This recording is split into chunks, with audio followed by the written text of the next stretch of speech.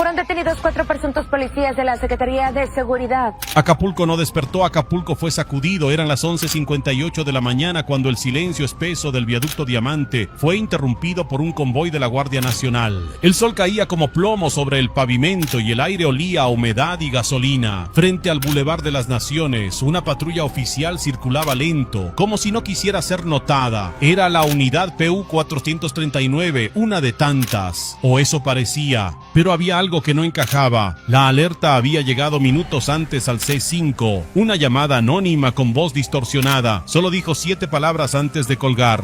Van disfrazados, pero ya no son policías. Los operadores activaron protocolo rojo. En esa zona cada segundo cuenta. Cuando la Guardia Nacional interceptó la patrulla, lo primero que notaron fue el conductor. Rostro desencajado, mirada baja, manos temblorosas. Los otros 3 no bajaron, no hablaron, solo miraban al frente, como si ya supieran que todo había terminado. Adentro de la unidad, un costal militar con doble cierre. Adentro del costal, algo peor, armas largas de uso exclusivo del ejército, varias con números de serie limados, pero una no. Una tenía número, y ese número ya había aparecido antes, en un caso abierto, un asesinato reciente, en la zona Diamante. Pero lo más escalofriante no fue el armamento, fue lo que ocurrió minutos antes. Un niño de apenas 12 años, escondido en una zanja a pocos metros del intercambio, vio cuando los sujetos bajaron de la patrulla, recibieron el costal y regresaron sin decir palabra. El niño, con un celular viejo y pantalla rota, grabó parte del momento. Luego huyó corriendo. Su testimonio sería clave. Lo encontraron horas después, temblando, con el celular en la mano y los ojos clavados en el piso. La escena se selló en segundos. Los 4 hombres fueron detenidos en el acto. Se identificaron como policías urbanos, pero uno de ellos ya no estaba en activo. Había sido dado de baja semanas atrás por pérdida de confianza. Otro portaba una identificación clonada de un agente actualmente de vacaciones. Una tercera credencial pertenecía a un uniformado reportado como desaparecido desde junio. Y la patrulla, la PU 439, había sido dada de baja del sistema hace 5 días, su GPS desactivado, su registro marcado como fuera de circulación, pero ahí estaba, circulando, operando, cargando armas. El secretario de Seguridad y Protección Ciudadana, Omar García Harfuch, fue notificado de inmediato.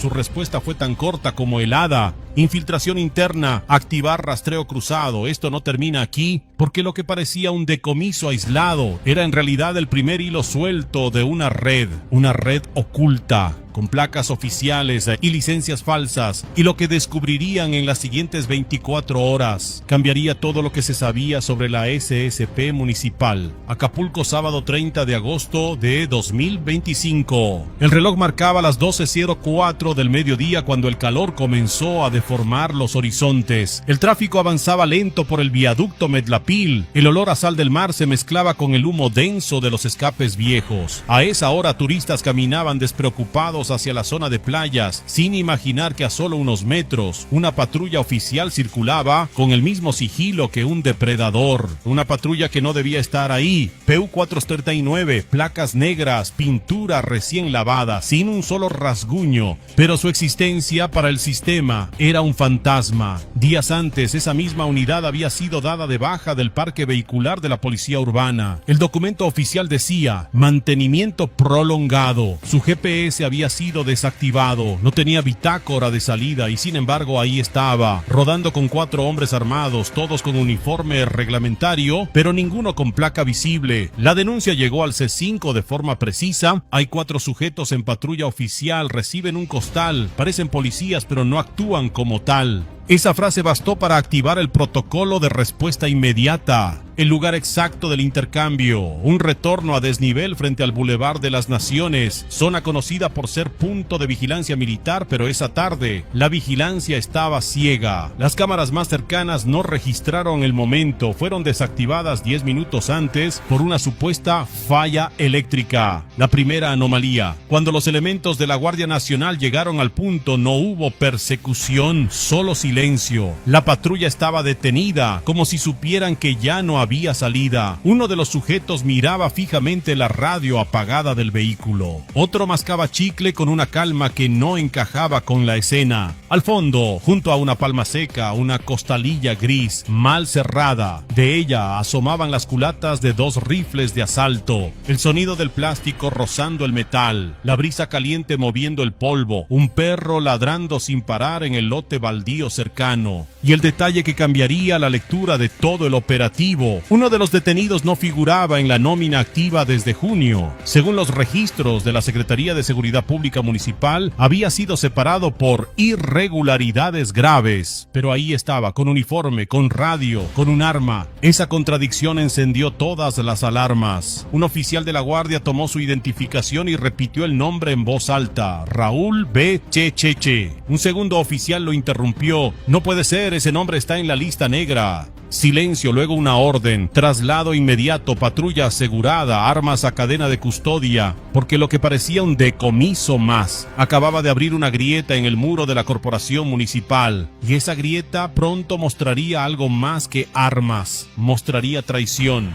El traslado comenzó a las 12:27 del mediodía. La patrulla PU 439, ahora escoltada por 2 unidades de la Guardia Nacional, avanzaba por la avenida escénica rumbo a la subdelegación de la FGR.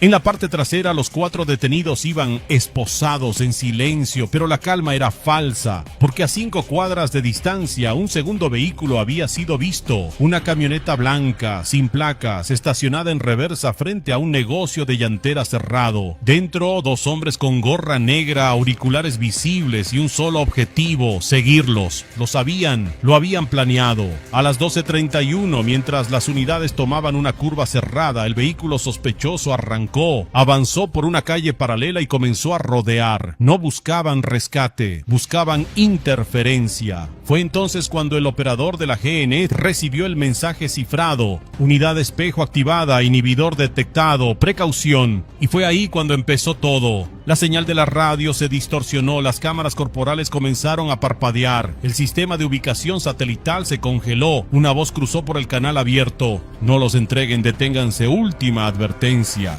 El comandante al mando respondió sin dudar: sigan avanzando, cortamos puente de radio, vamos en mudo. Aceleraron, pero en esa misma calle, alguien más los esperaba. Un motociclista, casco negro sin matrícula, se les emparejó en el semáforo de la glorieta. Levantó la mano, no llevaba arma, solo un gesto, un símbolo, 4 dedos al aire y luego el pulgar cruzando el cuello. Un mensaje. Los elementos del convoy no frenaron, rodearon al motociclista y lo obligaron a detenerse. En su mochila, solo papeles y un celular, pero el celular tenía una alarma activa, una transmisión en vivo por red privada. Alguien los estaba viendo desde lejos, desde adentro. Lo supieron cuando uno de los detenidos, sentado en la parte trasera de la patrulla, giró la cabeza lentamente y sonrió. Esa sonrisa fue el segundo disparo invisible, porque en ese momento un oficial de inteligencia de la FGR recibió un archivo cifrado. Lo abrió. Eran imágenes captadas 1 hora antes. Una cámara oculta mostraban el momento exacto en que los hombres abordaron la patrulla fantasma. Al fondo, borroso, alguien les entregaba el costal. Un civil, camisa blanca, gafas oscuras, bastón. Pero ese hombre era un excomandante dado de baja hace 2 años por vínculos con grupos armados. Ese rostro ahora era la llave que conectaba todo. Y lo que ese archivo contenía después no era solo evidencia, era una amenaza. Gulmaro ML tenía 52 años, era el mayor de los 4. Su expediente decía que entró a la corporación en 1998. Hijo de pescadores nacido en El Coloso, había patrullado por años las colonias altas del puerto. Su apodo entre los compañeros, el Duro. Pero esa dureza se rompió en el traslado. Lloró no frente a los agentes, no en voz alta. Lloró en silencio cuando uno de los oficiales de la FGR le quitó el reloj que llevaba en la muñeca. Era viejo, agrietado, con una correa de cuero deshilachada. En la parte trasera un grabado casi borrado: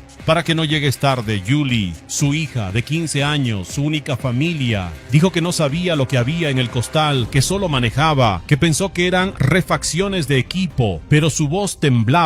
No era miedo, era algo más difícil de nombrar: vergüenza. Ana Borpino, pues todo ese en cambio no habló. Miraba al frente, imperturbable. siguiente. En su celular confiscado minutos antes se hallaron fotos con uniforme y armas, pero también algo más desconcertante, una selfie frente al espejo tomada horas antes, con un mensaje escrito a mano en el vidrio empañado: "Es hoy". Nadie sabe si era una advertencia, un ritual o una despedida. Lo cierto es que según el registro del C5, Anabor había sido visto en la zona del viaducto por lo menos en 3 ocasiones durante la semana, sin patrulla, sin reporte de servicio. Un preparativo. El más joven era Guillermo ARP, apenas 29 años, sin antecedentes, sin faltas graves. Ingresó a la policía urbana hace 2 años por recomendación de un tío. Sus vecinos dicen que era callado, educado, pero siempre metido en cosas raras. En su casa, una vecina encontró un cuaderno, dibujos de armas, mapas de calles del puerto y una frase repetida una y otra vez: "Los que obedecen viven". Una especie de mantra o adoctrinamiento, pero quizá la imagen más dura de ese día no vino de ellos, vino del niño testigo, el que grabó todo. Su nombre no será revelado, solo se sabe que vive con su abuela y que desde aquel sábado ya no duerme sin luz. Cada noche le pide a su abuela que no cierre la ventana, que si vuelven quiere oírlos antes. Así me da tiempo de esconderme, dicen, y esa frase tan corta, tan infantil, es quizá la más brutal, porque en Acapulco ya no solo los criminales se esconden, ahora también lo hacen los niños, pero esa noche alguien más también desapareció y su ausencia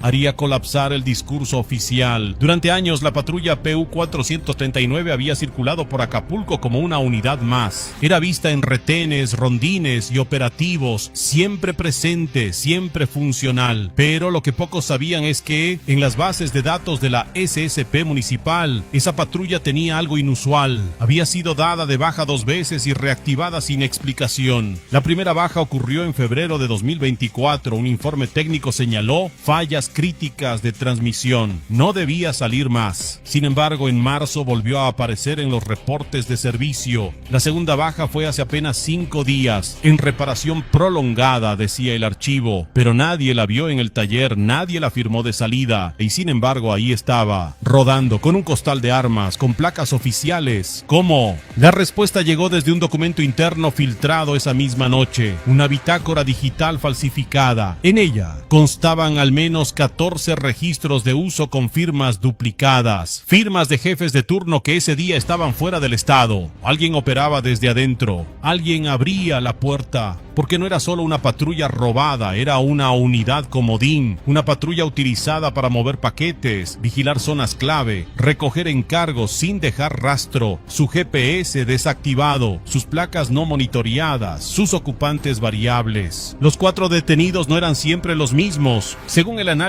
de reconocimiento facial de las cámaras de seguridad del puerto, al menos 11 rostros diferentes habían ocupado los asientos de esa unidad en los últimos 3 meses. Policías, suplantadores, colaboradores, no todos aparecen en nómina, algunos ni siquiera tienen antecedentes, otros fueron cesados hace años, pero todos tenían algo en común: uniformes oficiales y acceso a claves operativas. ¿Quién los entrenó? Esa fue la pregunta que activó la investigación más delicada, porque entre los archivos recuperados del celular de Guillermo A, uno contenía el nombre de un mando medio en activo, un supervisor de zona que firmaba permisos, gestionaba rutas y según los mensajes coordinaba entregas. Un chat leído a las 23:14 decía: PU 439 sale limpia, solo pasa, ya están avisados, limpia.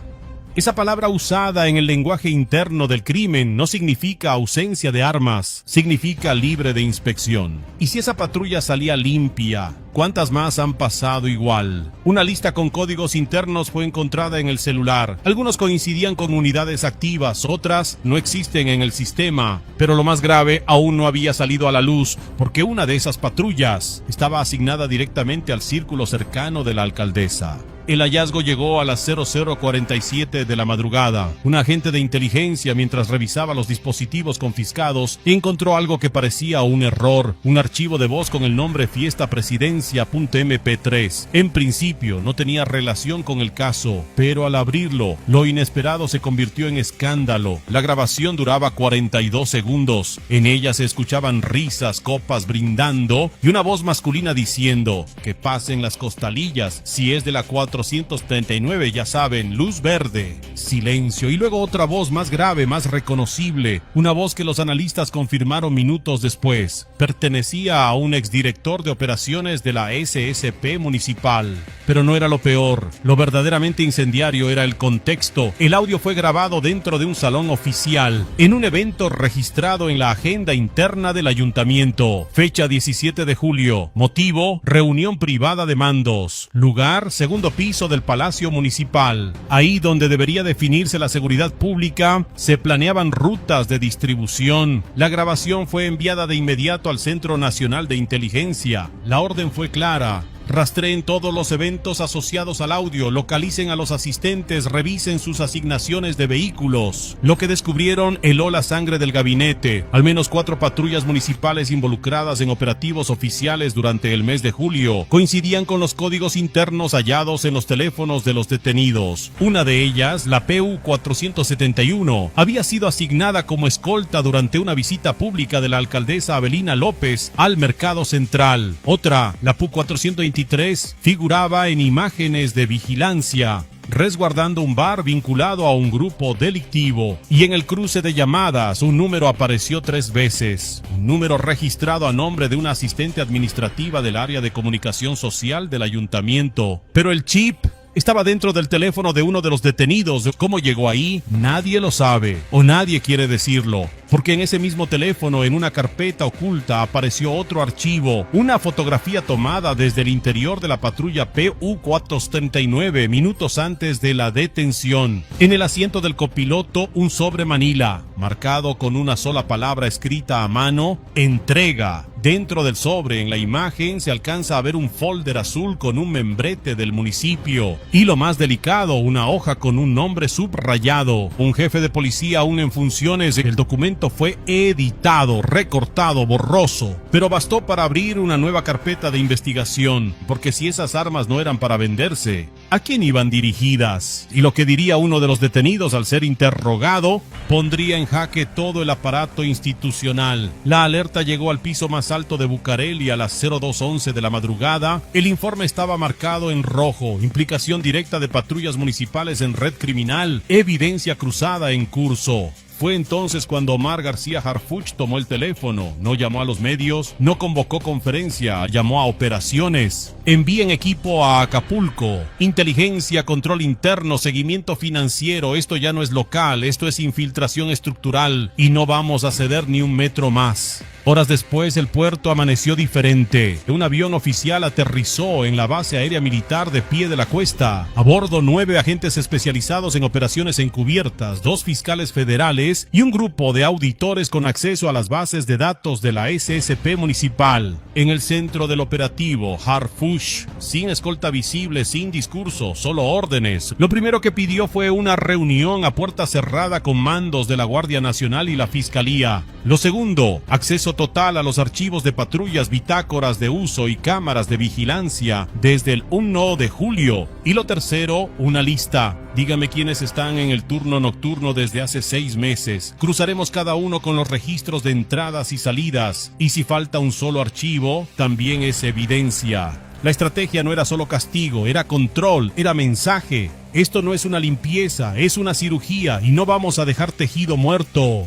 Las palabras de Harfuch comenzaron a circular entre mandos medios como ráfagas. Algunos intentaron borrar evidencias, otros se reportaron enfermos. Un tercer grupo, los más conscientes, entregaron voluntariamente sus claves operativas. El cambio era visible. Y también el miedo, porque por primera vez en años la policía de Acapulco no temía al crimen, temía al Estado, temía ser descubierta. Y el mensaje que Harfuch dio esa tarde frente a las cámaras de vigilancia del centro de control se volvió viral en minutos. Cuando un uniforme es usado para delinquir, ya no es un policía, es un traidor, y esta vez vamos por todos.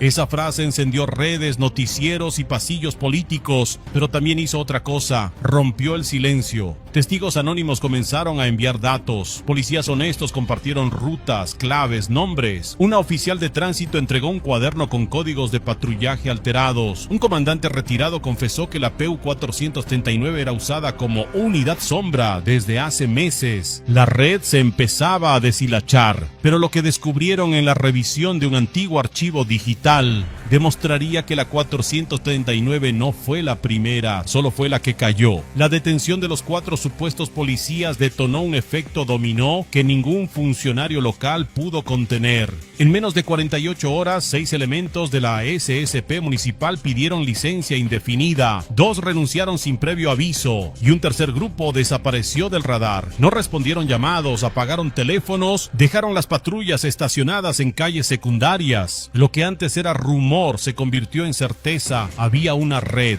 y se estaba deshaciendo sola. La unidad de asuntos internos fue rebasada. La alcaldesa Avelina López, presionada por los medios, ofreció una declaración breve y sin preguntas. Confiamos en nuestras instituciones. Si hay culpables, serán sancionados. Pero lo que se filtró después fue más revelador que su discurso. Una reunión privada con mandos de la SSP donde pidió no escalar el caso y proteger la imagen del municipio. Esa frase se volvió tendencia porque en Acapulco la imagen ya estaba hecha pedazos. En la colonia Emiliano Zapata, una familia entera abandonó su vivienda tras recibir amenazas. Uno de los detenidos, Raúl B., era su vecino. Durante años pensaron que era un agente honorable. Ahora sabían que había entrado y salido con paquetes en la madrugada. Mi hijo le decía tío, dijo la madre. Ahora solo llora y pregunta si va a regresar a vengarse.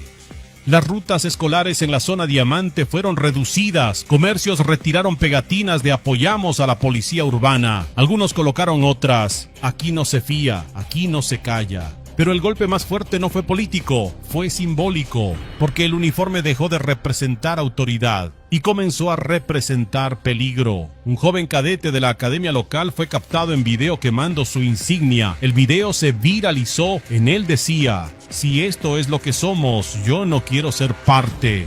Del otro lado, en los pasillos del cuartel central, un oficial lloraba mientras revisaba una lista de compañeros investigados. Uno de ellos era su hermano. El crimen había dejado su marca, no en balas, sino en desconfianza. Y mientras la red se caía por dentro, otro documento llegó a la mesa de Harfuch. Un archivo olvidado, un nombre viejo y una pista que conectaba a los detenidos con un operativo fallido del año pasado. La noticia recorrió el país en minutos. Cae patrulla fantasma con armas de guerra en Acapulco. Las redes estallaron. Noticieros nacionales abrieron con la imagen del costal gris lleno de rifles. Columnistas hablaron de estado fallido municipal. Otros fueron más directos. ¿Y quién manda realmente en Acapulco? El caso llegó al Senado, se exigieron auditorías, se pidió la cabeza del jefe de policía, pero lo más fuerte vino desde abajo, desde la calle. Vecinos, comerciantes, estudiantes salieron con pancartas hechas a mano. Una decía: hoy fue una costalilla, mañana puede ser mi hijo.